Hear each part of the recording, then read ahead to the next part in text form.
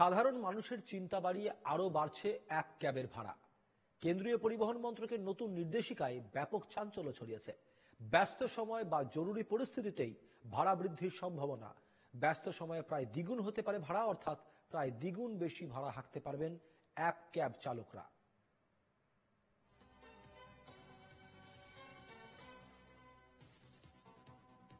মূল ভাড়া সর্বাধিক দুগুণ পর্যন্ত ভাড়া বাড়তে পারে অ্যাপ ক্যাবের। ব্যস্ত সময়ে বাড়ছে ভাড়া। অ্যাপ ক্যাবের মূল ভাড়ার 50% নিচে নামানো যাবে না। চালকদের ন্যায্য আয় নিশ্চিত করতে এই সিদ্ধান্ত।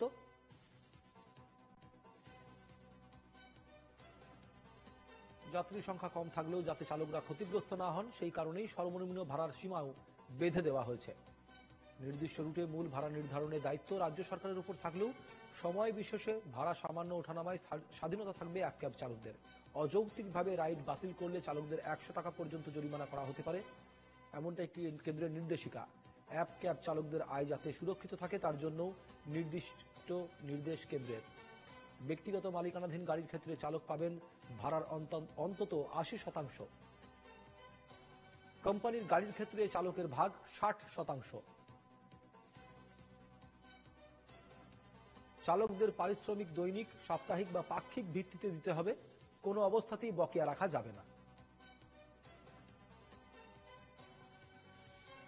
ভাড়া তো বাড়লে আমরা অবশ্যই খুব খুশি। যদি বাড়তি ভাড়া পাই এর জন্য আমরা খুশি। যদি ফেয়ার চার্ট করে দেয় আরো ভালো হবে। আমাদের নির্দিষ্ট একটা ফেয়ার চার্ট কেন, কোনো সময় দেখাচ্ছে 50 টাকা, কোনো সময় দেখাচ্ছে আবার 200 টাকা।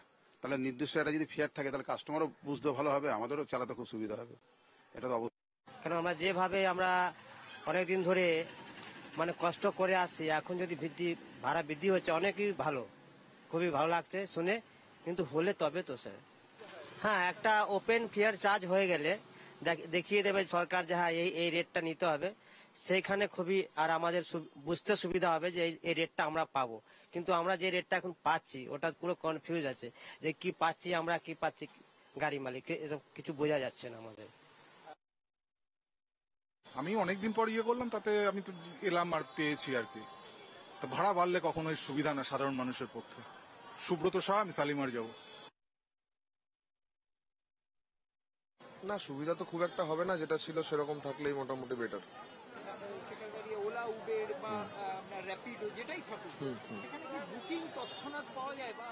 না, পাওয়া যায় না সবসময়। মোটামুটি 10 মিনিট।